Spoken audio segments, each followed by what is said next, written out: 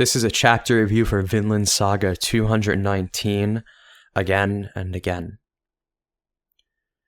Last chapter, we had the, I'd say, biggest major loss in this story for a very, very long time, with the sacrifice of Anar.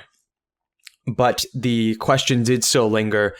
Is he really, really gone? Was that the final moment we are going to have with him? Or would there be more? I personally anticipated that this chapter here would be the proper send-off to Anar. While I definitely did not think he was going to live, as the thematic importance of him dying is just too much to pass up on, I did think we might get a little bit more time to get internal perspective from him as he goes in order to give us closure for his character. I also expected that, although some plot threads and character arcs still felt unresolved, we have likely seen the end to violence in Vinland and the beginning of the falling action for the story as a whole. Ultimately, I felt we are truly entering the end of Vinland Saga. So, with that being said, let's begin the read-through. For a brief moment, a memory, a conversation on the Faroe Islands. Thorfinn, just remember this. If you're in danger in the days ahead, and your options dwindle, and you're forced to take that last resort you fear, remember that I know how you feel. Never forget that, brother. When this scene was first shown in chapter 110, we saw Einar's perspective from the side. We could not directly see the weight of his words. Now, we look at him directly. We can see the look in his eyes and understand him completely. Only, it's far too late. Anar is laid to rest with Arneid by his side. He has brought her peace just as he promised. Thorfinn looks down at his brother for a final time. He kneels down and cups dirt into his hands. He is accepting his responsibility in leading him to this grave. Anar, I know how you feel. You were in danger and your options dwindled, and you couldn't but fight. We know that feeling. Beneath the cenotaph Thorfinn had dedicated to his victims, Anar now remains. The peace he gave his life for, now dedicated to him. On the evacuation island, Vargar has arrived with the dead, and the women and children of the village reunite with their fallen husbands and fathers. The air is dense with their cries, and their weight crushes down on Gudrid. The women who don't see their husbands here ask Vargar if they're okay, and he confirms that all corpses have been brought here. This means Anar will be the only Norseman buried in Vinland. Of course, the love to be parted from remains there with him as well. There's nobody to bring him back to. One of the women asks Vargar if the war is over, and if they can return to the village. But Vargar carefully explains that with tensions as high as they are, it's best that they do not return. Within a few days, the remaining men will withdraw, and the rest of the wounded will be treated here. Speaking of wounded, Mr. Uggy with broken legs has joined Vargar on this evacuation round. One of the women looking at the other wounded come onto the island realizes the reality of their situation. They have lost. Hearing this sets off Uggy. No, we won, I tell you. Another push and we'd have annihilated the Ilnu, but that Thorfinn, he just decided on his own that we'd evacuate. He didn't even listen to what we want. He's just taking advantage of the fact that I can't move. We died and lost the land too. Hey, Gudrid, how are you going to compensate us for that? Everything that happened is Thorfinn's responsibility. No! Karli overhears these words and he can't stand for it. He insists it's not Thorfinn's fault that people died. He hates fighting. Gudrid is surprised. Since when was her son capable of this? Uggi tries to write him off as a child who needs to stay out of the conversation, but Karli doesn't budge. Daddy isn't wrong. We have good people, and so do the Olnu. Why can't things work out? Why do we need to be kind to Lielnu? Thorfinn is in charge of this settlement, so why isn't he putting the success of the settlement first? Daddy isn't wrong. Even if the settlement didn't work out, he isn't wrong. If it didn't work out, that means Thorfinn's ideals were wrong. Here, Karli and Uggi represent two sides of how the reader may interpret this ending and the question it poses. Does failure mean we were wrong in our hypothesis? Karli, realizing Uggi won't budge either, runs away in frustration. The midwife who had helped Gudrid give birth earlier in the arc watches this happen and calls out Uggi for what he's really doing, taking out their loss on a kid. Uggi begins to talk back, but she continues. If the failure is solely Thorfinn's responsibility, then the success was thanks to Thorfinn as well, no? What do you think, Uggi? Are you just a guest at this settlement? One of the common criticisms leveled against Thorfinn is his responsibility as the leader. Despite not instigating or creating violence, he is responsible for leaving them open to it with his leadership. Her words confront the flaws in this criticism, though. If the loss is solely his fault, were the times of peace they successfully created not also thanks to him? Just because he is the leader, can everyone simply excuse themselves and their own choices by shoving the burden off to Thorfinn? Was he nothing more than a guest in Thorfinn's care, or was he as much a part of their successes and failures as everyone else? What about Thorfinn's approach makes him the sole cause of violence? His hypocrisy called out, Uggi stops. The midwife looks back to Gudrid and reassures her, Karli's a good boy. Gudrid looks back at her with a sad and pained expression. Despite those kind words, the weight of it all still remains on her. Back in Vinland, Thorfinn's companions give him some space to grieve over Anar's grave. Breaking the silence, Cordelia speaks to Hild beside her. Hild, I'm just like Anar. War, because of the violence. In order to protect Karli and Gudrid and the baby, I was going to be violent. For that purpose, even if I had killed someone, I would have told myself I had no choice. Fighting a war, that is, killing people, I didn't really understand it. Hild reciprocates. Same here. I didn't understand it either. Thorfinn is the only one who understood. Despite he himself being pushed far and forced to fight again, Thorfinn still refused to accept the idea of there being no choice. He never resolved himself to kill as Cordelia, Hild, and Anar had. This does not mean Thorfinn was better than any of them. It only means that they had yet to fully understand the pain Thorfinn knows all too well that he wanted to protect everyone from. And with Anar's sacrifice, they now carry that pain too. Cordelia begins to cry. I want to hate us, but even more than that, I want to shout out what fools we are. If I did that to the point of ending suffering, Thorfinn.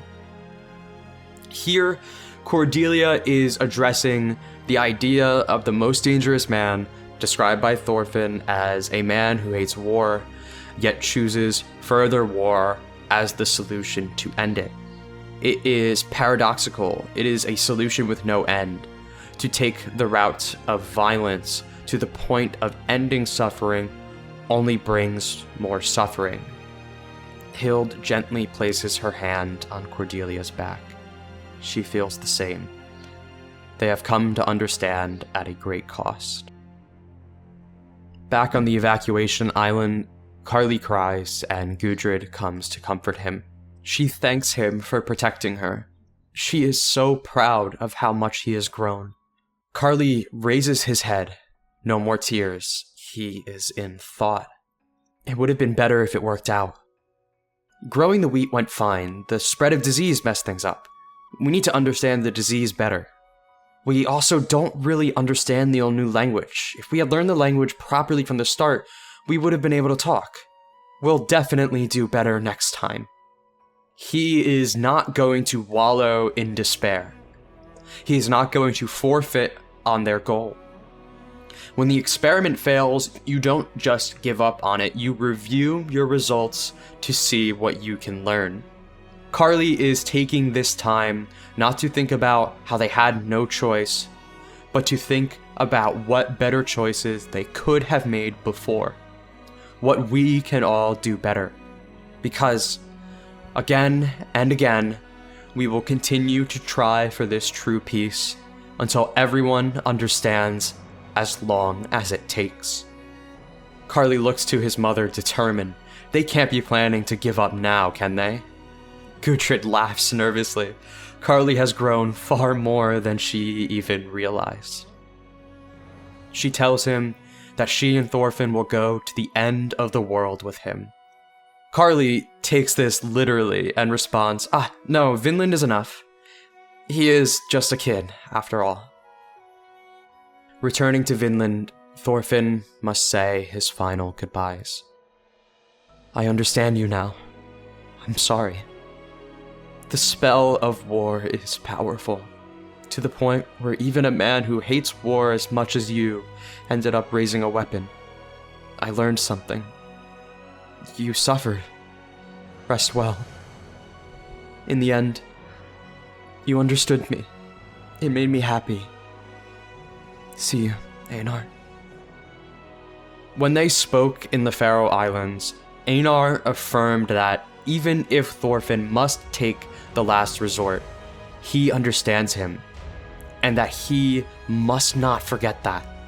However, as tension grew in Vinland, Thorfinn began to feel concerned with Anar. Alongside Thorfinn, we began to doubt that Anar truly understood, as he became the one to take the last resort.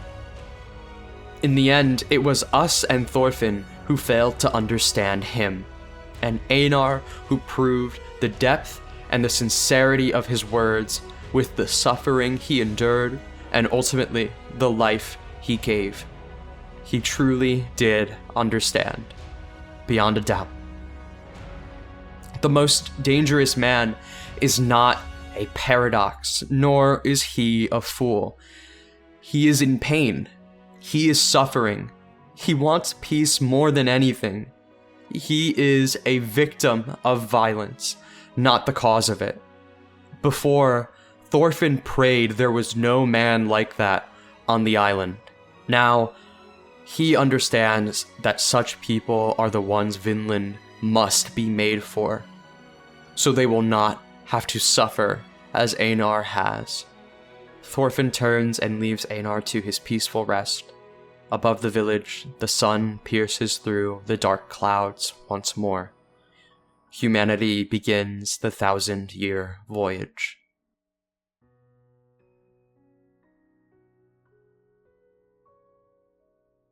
And that ends the chapter. As expected, this chapter was the proper send-off for Anar, but I was wrong in thinking he may have more time beforehand. He truly died with his final thoughts being pain for what he had done, fear for what Arnid would think of him on the other side. Coming to understand the tragedy of him being pushed so far, of how those moments of suffering were his last, is exactly what his send-off here is focused on. The second cover page here calls back to the cover of chapter 192, the first chapter of the 1,000-year voyage arc. There, Thorfinn and Anar kneeled over the newly planted cenotaph, The words, "To you I dedicate this piece," calling out to the victims of Thorfinn's past violence.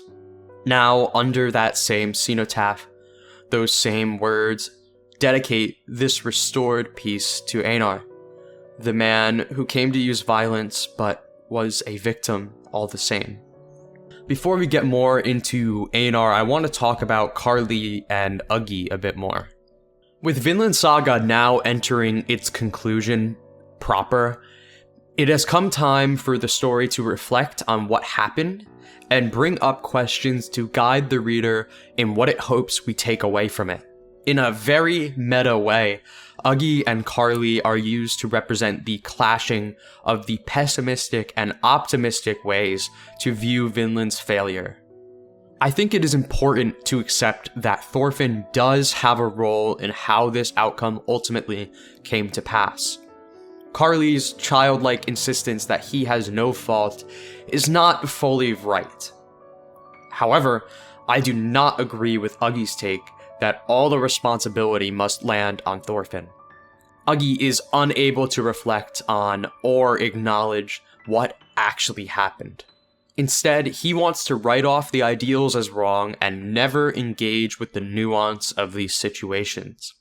It is not whether or not Thorfinn has blame in this that is really being debated here.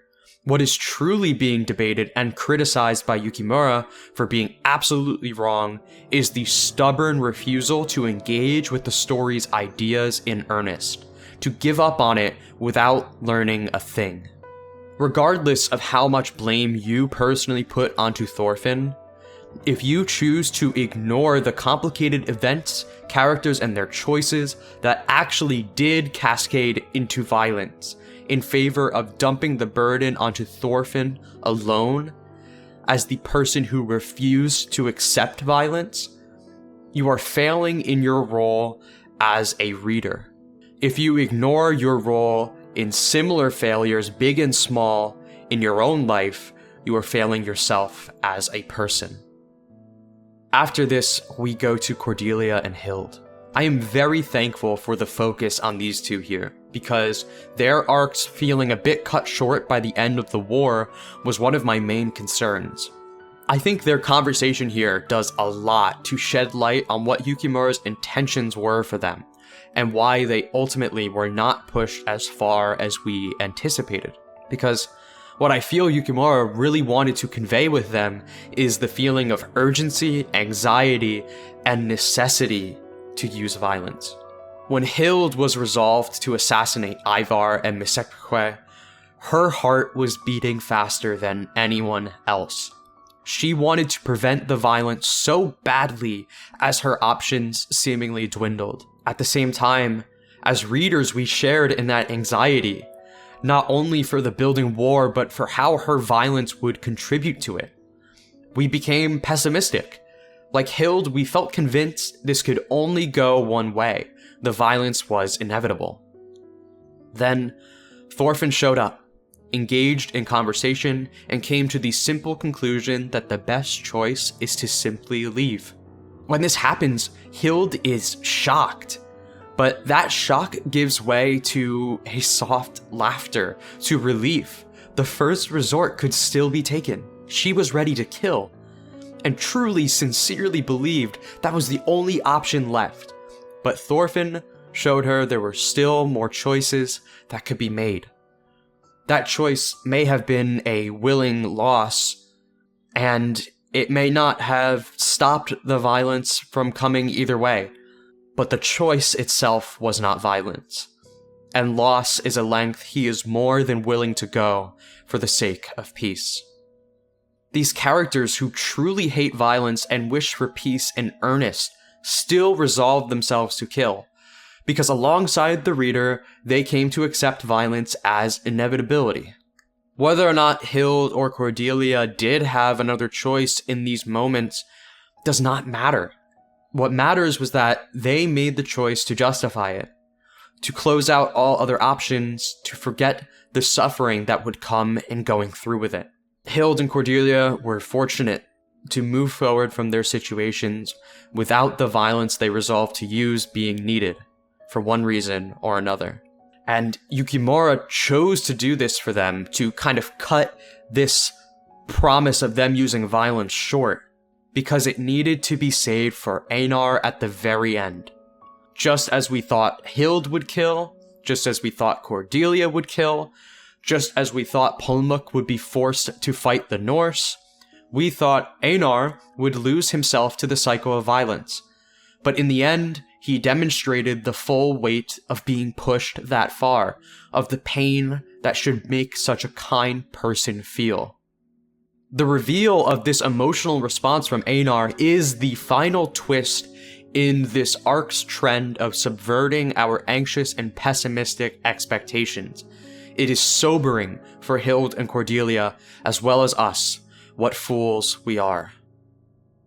As they say here, Thorfinn was the only one who understood, and it took the death of Anar and the resolve to do violence in order for Hild and Cordelia to finally understand as well.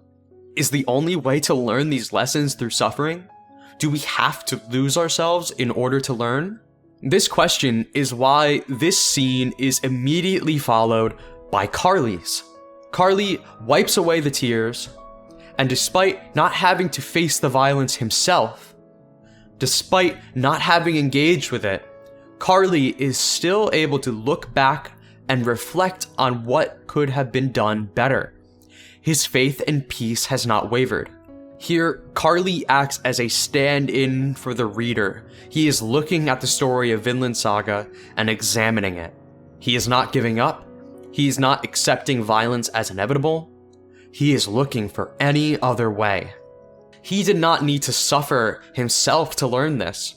He only needed to admire what he has seen Thorfinn try to do, to get back up again and again. Many readers thought Karli would be set up to mirror Thorfinn's youth and take away the wrong lesson from this tragic loss. After all, he is now around the same age in this arc as Thorfinn was at the beginning of the prologue. This mirroring of Karli and young Thorfinn was not a misinterpretation or something that was tossed aside.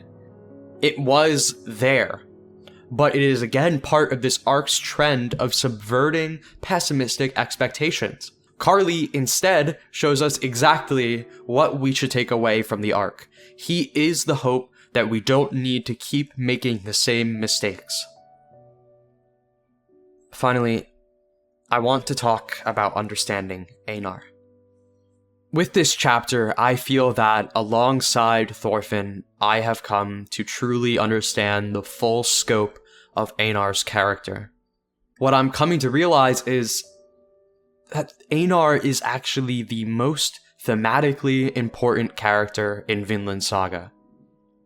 Ever since Thorfinn turned to pacifism and the story became more direct in its moral philosophy, fans and critics have been endlessly asking the big question. But what happens when you truly have no choice? What happens when you can't talk your way out? What if you need to defend yourself? What if the only way to protect yourself or your loved ones is to kill your attacker? In order to finally understand Vinland Saga's answer to that question and the emotional core of the story as a whole, you must first understand Anar. Thorfinn is absolutely thematically important as someone we should admire and try to be like, but he is an ideal by design. He is consistently able to find the right words. If violence is forced on him, he has the inhuman strength and skill to protect himself without taking a life. He is the perfect distillation of what you should endlessly hope to be. Still, you're not Thorfinn. You will not always find the right words. You will not always be able to avoid violence. The world may truly push you. What does Yukimura expect you to do then? Will he criticize you for defending yourself? Through Anar, Vinland Saga's most important point becomes clear. You should want to strive for that ideal, but you are not being asked to always stick the landing. You are simply being asked to hate violence so earnestly that even trying to justify it pains you more than anything. What happens when you have to take a life to defend yourself? Look at Anar, understand him completely, and hope endlessly that you will never need to truly know for yourself. This incredible chapter marks the end of the Thousand Year Voyage arc. This is the first chapter with a unique name since chapter 191. What this says to me is, although we still have some plot points to wrap up, Anar's death marks the end of Thorfinn's personal time on the Thousand Year Voyage. He has made his attempt in earnest and failed, but he has begun a voyage for humanity that will carry on 1,000 years to us today, where we might look back at what he tried, reflect, and learn what we can do better. So next chapter. From here, we truly do seem to be entering the epilogue of the story. I am certain that the violence truly is over, because Anar's death, creating the end of it, is too important thematically. We are absolutely done with the war in Vinland, and we will be leaving. However, we still need to see a resolution for the new characters, but I expect that we will be leaving very soon after that. Still, there is plenty that can be done from here. Thorfinn needs to reunite with his family and name his son. In returning to Iceland, he will need to address Halfdan with his loss. Thorfinn needs to decide where he goes from here. How do we keep trying? As Karli said, surely we're not giving up. So I anticipate we have 2 to 3 chapters left with these characters to wrap all of that up, which leaves some room to fill out the rest of Volume 30, assuming the volumes remain similar lengths. It is, of course, possible that we just have a very long Volume 29 to end it, or a very short Volume 30. But regardless, what I am personally hoping for is a flash forward to the future, 1,000 years to today, where we see Anar's grave discovered here. They will look at this Viking man buried beneath a cenotaph engraved with the word peace, accompanied by a statue from the other side of the world, and just wonder why. Why is he here? What was his story? How can we understand him? What can we learn from him? I hope we can ask these questions too, and I hope that we can all find a way to do better, again and again. Thank you for watching.